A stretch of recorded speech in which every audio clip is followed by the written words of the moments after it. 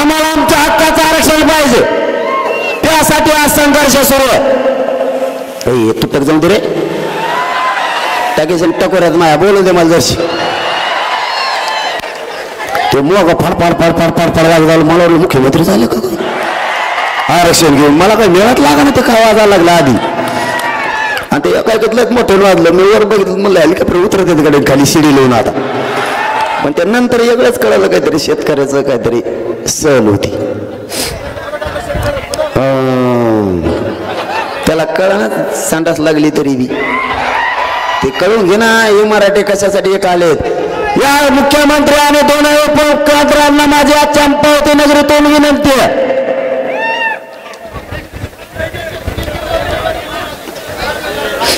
सरकार बाजूला आवाज आहे ना, त्यांना दिसून दे. लय अवघड आहेत भाऊ मागचे माणसं. नेट बंदच होणार ना इतके लोक असल्यावर.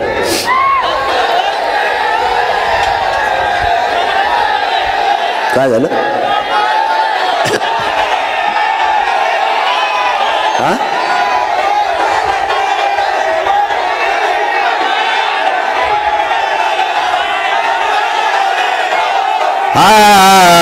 थांबा थांबा, थोडं थांबा.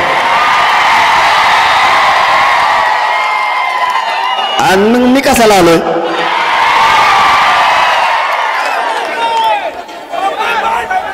दोनही मुख्यमंत्री आणि दोनही उपमुख्यमंत्र्यांना विनंती या चंपावती नगरीतून.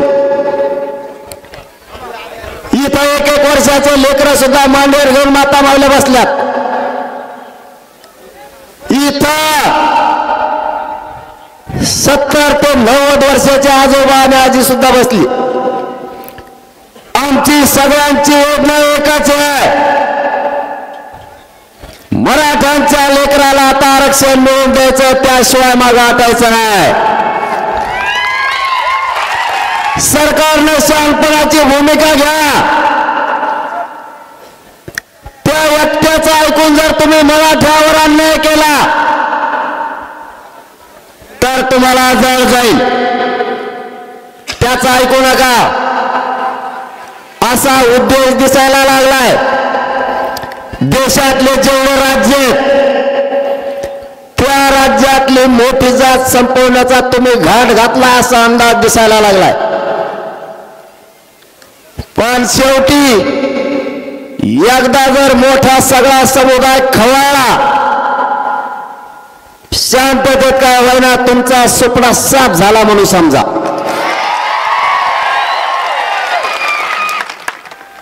तुमचा राजकीय सगळा अस्तित्वाचा सुपडा साफ होईल. माझ्या मराठ्यांना तळपू नका.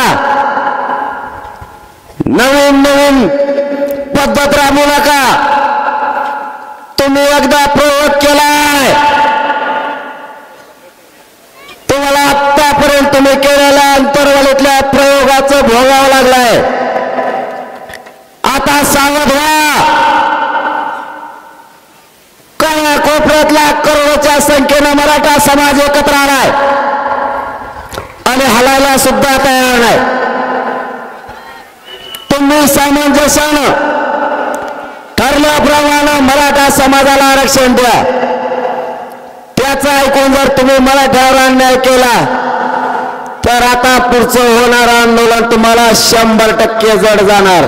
कारण ही फक्त एकटा बीड जिल्हा आहे, आणखी सगळा महाराष्ट्र भरायचा आहे. जिल्ह्याला जिल्हे आणि घराला घराबाहेर पडणार आहेत. मी सगळ्याला पाणी पाहिजे तर मला पाण्याची काय गरज आहे? मिले निवारण म्हणून आहे. पाणी भाषण उसर पेत नसतो, भाषण झाल्यावर 1.5 घंटा पेत नाही, पण त्याला पाणीच पाहिजे. त्याचा खोटाच उपटेला, दुसरा ठोकला. कारण तुमचाच मुर्ग आहे, मी काय लोकच थोडाच आहे. मला परिवारच मानत नाही. लोकांचं उलट आहे. लोक म्हणजे आधी कुटुंब मग बाकीचं. आपलं तसं नाही, आपला उलटा खेळ आहे. आधी समाज आणि मग कुटुंब. हा मराठा समाज माझा मायबाप आहे. या समाजालाच मी मायबाप मानलंय आणि ज्या समाजाला मायबाप मानलं त्यांनी त्यांच्याशी माझं लेकराचं आणि माय माऊलीचं नातं झालं, आम्ही माय लेकरं झालो. मग या समाजाची गद्दारी करायला हे आंदोलन उभा केलेलं नाही. यांचा सगळ्यात मोठा प्रॉब्लेम एकच आहे.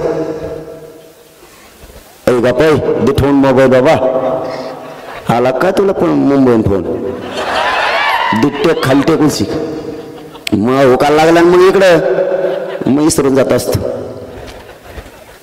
कुठं राहिलं तर सांग बरं.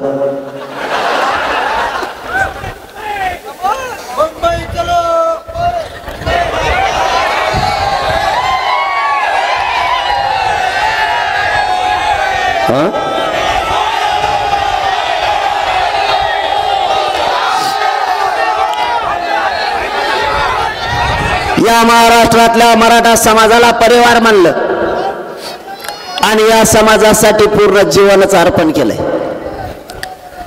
ही तर एक त्या बीड जिल्ह्याची ताकद आहे. तरी अर्धे आम्ही घरी ठेवलेत.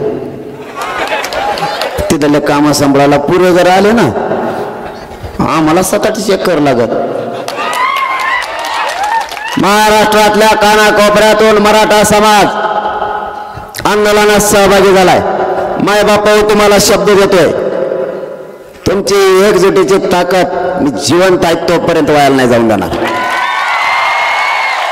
यांचा प्रॉब्लेमच ते मी यांना मॅनेज होत नाही.